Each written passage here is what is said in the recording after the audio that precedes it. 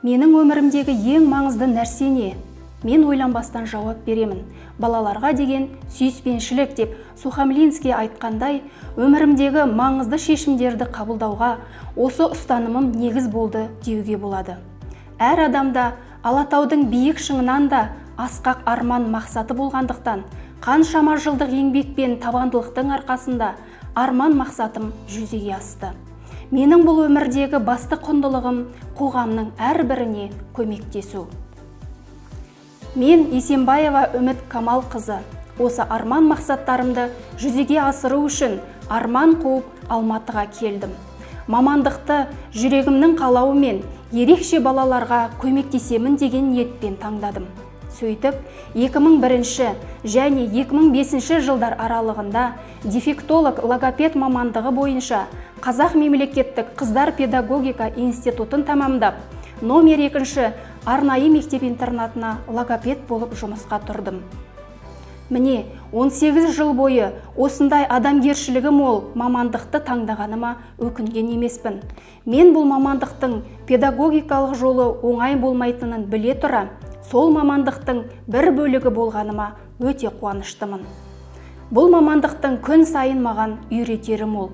Менің логопед мамандығым медицинаның мейірімділігін, педагогиканың даналығын және психологияның көрегендігін біріктіреді. Ерекше білім беруді қажет ететін балалармен жұмыс жасайтын мұғалім бұл жай ғана мамандық емес, ол ерекше мақсат, ерекше менталитет. Жауапкершілігі мол, шыдамды, білімі, шеберлігі, шығармашылық қабілеті бар тұлға. Мұндай ерекше балалардың өз қалауы, талпынысы, ішкі дүниесін өз қатарластары сияқты жетістіктерге жетуді қалайтынын мұғалімнен артық кім білсін. Сонымен қатар, өз білімім мен тәжірибемді болашақ логопед мамандарымен де бөлісуге тырысамын. Жыл сайын білім ордамызға педагогикалық тәжірибеден өтуге студенттер келеді. Әр студент мен үшін ерекше. Өйткені қазіргі қоғамдағы өзекті мәселелердің бірі білікті кадр дайындау болғандықтан, өзімдегі бар ықыласымды, білімімді, тәжірибемді көрсеткім келеді және көрсетіп те келемін. Мен Шайхислам Нұрай, Абай атындағы Қазақ ұлттық педагогикалық университетінің 3-ші курс студентімін. Номер 2 арнайы мектеп-интернатында Үміт Камалқызының жетекшісімен тәжірибеден өтудемін. Үміт Камалқызы бізге әрдайым көмек қолын созып, өз тәжірибесімен бөлісіп отырады. Заман талабына сай және ізденімпаз, өз саласының білікті маманы. Үміт Камалқызына айтар алғысым зор. Мен Болатханова Мөлдір, Абай атындағы Қазақ ұлттық педагогикалық университетінің 4-ші курс студентімін. Осы мектепте педагогикалық тәжірибені өтіп жатырмын. Мектепке келгелі 2 жыл болды.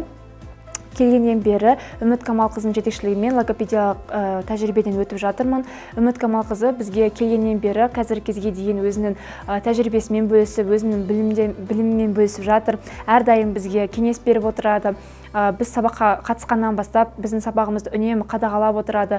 Әрдайым бізге көмектесіп отырады, өзінің ақыл кеңестерін беріп тұрады. Зондпен қалай жұмыс жасау керектігін үйретті, балалармен қалай қарым-қатынас орнату керектігін үйретті. Жалпы айтсақ, Үміт Камалқызынан біздің алған біліміміз және де тәжірибеміз өте мол. Менің аты жөнім Әбдіқайыр Тоғжан. Мен Абай атындағы Қазақ ұлттық педагогикалық университетінің 4-ші курс студенті боламын. Дәл қазіргі сәтте осы номер 2 арнайы мектепте практикадан өтіп жүрмін. Соның ішінде Үміт Камалқызының қол астында тәжірибеден өтіп жүрмін. Ол кісі бізге көптеген тәжірибе үйретті. Бізге балаларға қалай дыбыс қою керектігін, немесе сөздік қорын қалай көбейту керектігін өте көп үйреткен болатын. Ол кісі тек қана балаларға сөздік қорын үйрету немесе дыбыс қоюды ғана емес, балаларға ұқыптылықпен қарауды, сабақты қалай өту керектігін, мейірімділікке үйреткен болатын. Ең бастысы, мен өз жұмысымды жақсы көремін. Өйткені ол ерекше балалар әлемімен араласуға мүмкіндік береді. Балаларға жүрегімнің бір бөлігін бере отырып, мен өз жұмысымның нәтижесін көремін. Ерекше бала, ерекше ұстаз, бір тұтас деп сеніммен айта аламын.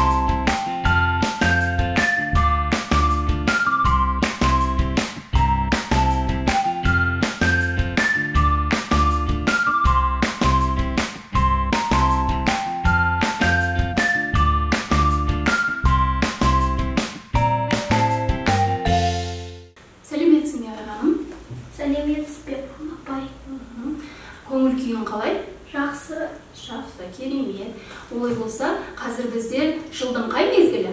Көктем мезгілі. Көктем мезгілі екен. Дұрыс айтасың. Көктем мезгілінде қандай өзгерістер болады? Көктем келді, күн жылыды, бәйшешек гүлдеді. Дұрыс айтасың. Көктем мезгілінде көктем келеді, күн жылынады және бәйшешек гүлдейді екен, иә? Осы сөйлеміңді, осы үш сөйлемді маған үш түрлі көңіл күйді айтып берші. Көктем келді, күн жылыды, бәйшешек гүлдеді. Дұрыс. Келесі ашуланып тұрған көңіл күйді айтып берші.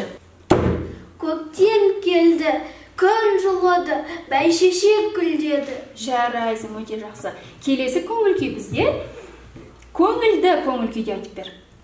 Алақай, көктем келді, күн жылыды, бәйшешек гүлдеді. Жарайсың, өте жақсы Айғаным. Келесі тапсырмамыз осы көңіл күйлердің ішінен өзіңнің көңіл күйіңді тауып берші. Міне апай, осы менің көңіл күйім. Жақсы, көңіл күйім керемет екен, иә? Өте жақсы. Енді келесі тапсырмамыз Айғаным бізге қолға арналған жаттығу. Қолымыз өте жақсы жұмыс жасау үшін саған қазір қолға арналған жаттығуды беремін. Бізге ақпарат берілді. Енді осыны біз бүктейміз. Айнаға қарап. Қатты бүктейміз. Қатты екі қолымызбен кезек мыжамыз. Дұрыс. Енді осыны жыртып алмай ашамыз. Аша ғой. Ақырындап, жайлап ашамыз.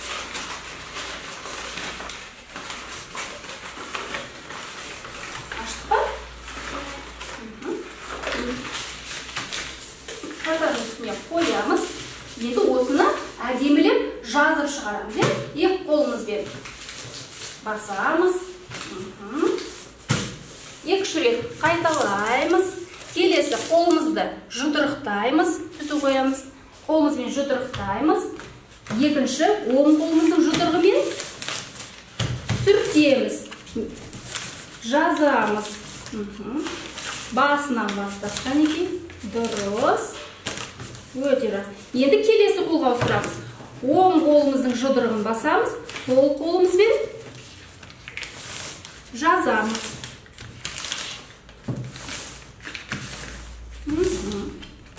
Дұрыс, парақты түзу қоямыз. Келесі тапсырмамыз осы оң саусағымызды қоямыз. Бірінші сол қолымызды қоямыз және оң қолымыздың саусақтарымен жазамыз. Әр саусағымыз тию керек. Тигіземіз. Келесі екінші қолға ауыстырамыз. Оң қолымызбен басамыз, сол қолдың саусақтарымен жазамыз. Парақты жазамыз. Жақсы, өте жақсы тапсырма жасадық Айғаным. Бізде ақ парағымыз қалпына келді. Өте жақсы. Келесі тапсырмамыз Айғаным бізге тыныс алу жаттығуы. Біз ауырмау үшін, дұрыс сөйлеу үшін тыныс алу өте дұрыс болу керек бізде. Сол үшін бізде мынадай тапсырма берілген.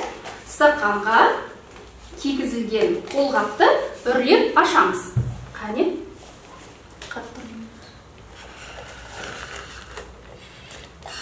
Жарайсың. Тағы бір рет үрлеп. Тік ұстай. Өте жақсы. Керемет. Керемет жасадық. Келесі тапсырмамыз бізде көктемде көбелектер ұшып жүреді, құстар ұшып жүреді екен. Енді осы көбелектерді үрлеп ұшырайықшы қане.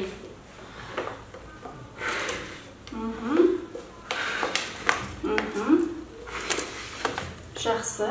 Үрлейміз. Терең тыныс аламыз. Келесі тапсырмамыз бізде артикуляциялық жаттығулар. Ендеше жасап көрейік. Бұл кесе жаттығу екен. Айнаға қараймыз Айғаным. Кесе жаттығуын біз аузымызды ашамыз, тісіміз сәл ғана көрінеді, жалпақ тілімізді шығарып, кесе сияқты ұстап тұрамыз. Қанеке жасай ғой. Мен 10-ға дейін санаймын. 1, 2, 3, 4, 5, 6, 7, 8, 9, 10. Жарайсың. Өте жақсы. Келесі жаттығуымыз ат шауып келеді жаттығуы. Бұл жаттығуды біз қалай жасаймыз? Яғни аузымызды кең ашамыз, тілімізді жоғары қарай қатты таңдайға көтере отырып тартамыз. Қане кеттік.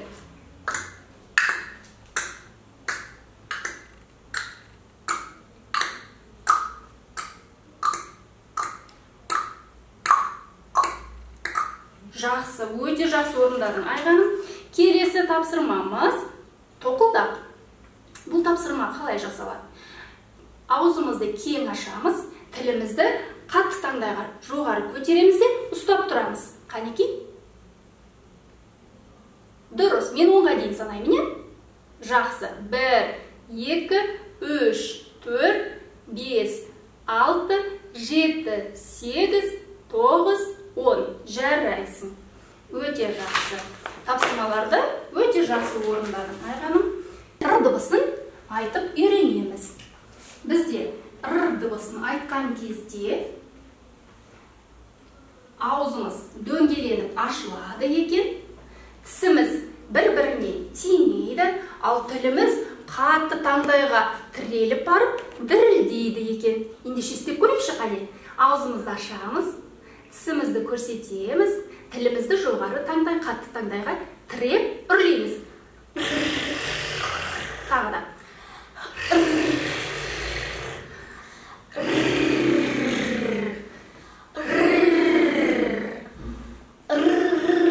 Жарайсың, өте жақсы. Айғаным, мен саған жұмбақ жасырамын, сен шешуін табасың. Жарай ма?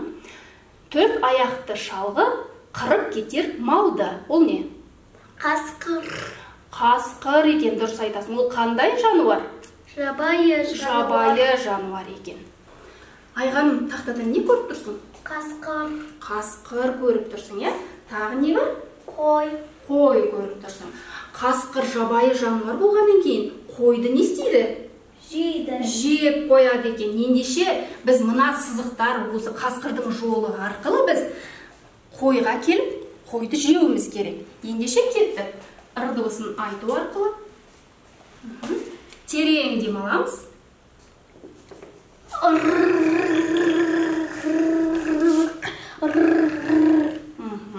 Тағы бір сызық бар астында.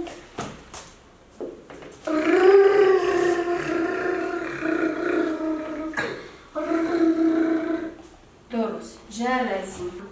Мына дыбыстардың ішінен Р дыбысын тез-тез тауып қоршаймыз.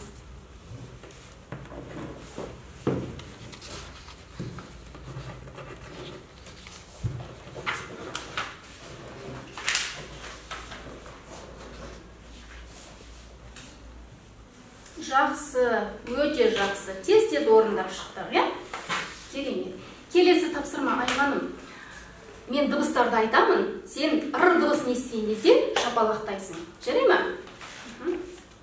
С, М, Л, Р, И, К, Ш, Р, С, Р, М, Р.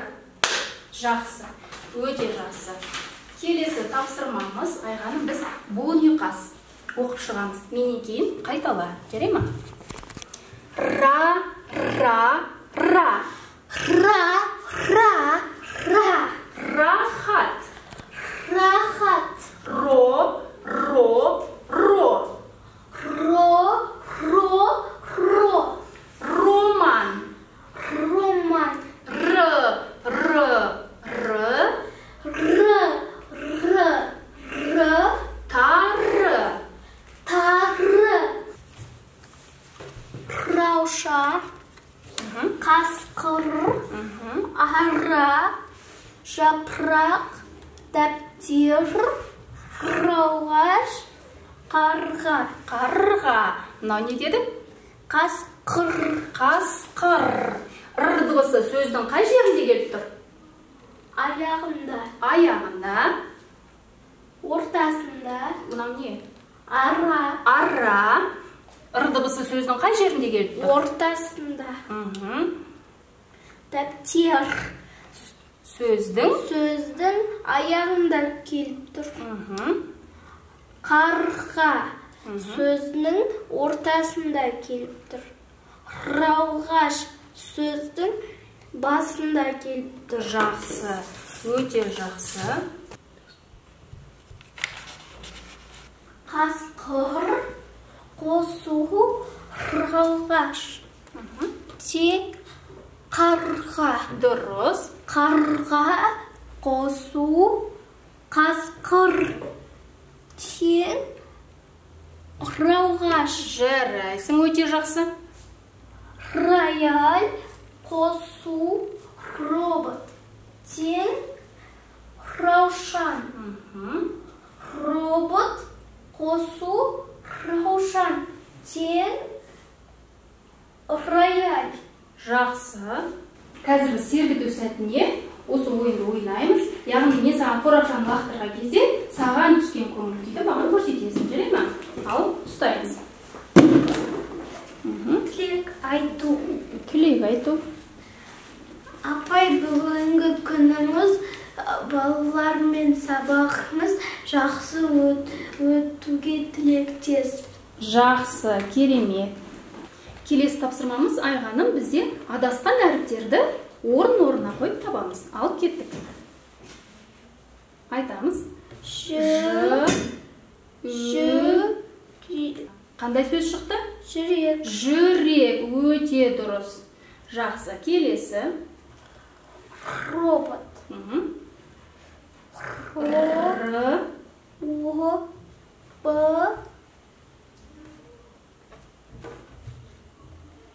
О, қандай? Куртка. Киім, я. Куртка. Қазақша қалай айтамыз? Күртеше. Күртеше. Жақсы. Зат. Кез келген заттың атауы? Парақ. Парақ. Дұрыс. Р дыбысы қай жерінде келіп тұр? Ортасында. Ортасында келіп. Р дыбысы сөздің басында, ортасында, соңында қойып шығамыз. Қай сөзде кездеседі р дыбысы? Радио. Радио сөздің басында. Келесі. Өрік. Өрік сөздің ортасында. Дұрыс. Қарбыз сөздің ортасында. Я, жақсы. Қасқыр сөздің аяғында келеді. Я. Робот сөздің басында келеді. Керемет, өте жақсы. Барлық сұраққа дұрыс жауап бердің. Суреттерге біз жалпы атау айтуымыз керек. Жабайы жануарлар. Жақсы, жабайы жануарлар екен, иә? Енді біз осы жануарларды жеке-жеке атап, оның құрамында р дыбысы бар ма? Бар болса, сөздің қай жерінде кездеседі? Талдаймыз. Келесі. Бірінші. Керік. Р дыбысы бар ма? Я, бар. Бар, сөздің ортасында кездеседі. Толық айтамыз. Келесі. Қолтырауын сөздің ортасында кездеседі. Келесі. Піл. Піл кездеспейді. Р дыбысы жоқ. Келесі. Жолбарыс сөздің ортасында келеді. Бегемот. Бар ма р дыбысы? Жоқ. Жоқ, кездеспейді. Келесі. Арыстан. Р дыбысы. Р дыбысы сөздің ортасында кездеседі. Жақсы. Келесі. Қоян. Қоян сөзінде р дыбысы жоқ. Жақсы, өте жақсы жауап бердің Айғаным. Сонымен Айғаным, бүгінгі сабағымыз аяқталды. Р дыбысын өте жақсы оқыдық, түсіндік, машықтандық. Р дыбысына өте жақсы тапсырмалар берілді және тапсырмаларға өте жақсы жауап бердің, толық жауап бердің. Р дыбысын жақсы үйрендің, ендеше мен саған керемет сыйлағым келеді. Ала ғой. Рахмет, апай. Болғаннан соң өр талабы, ақылы, барған болар ерлікке де батылы. майдан емес қолға қару ұстаған мынау тыныш бейбіт күннің батыры.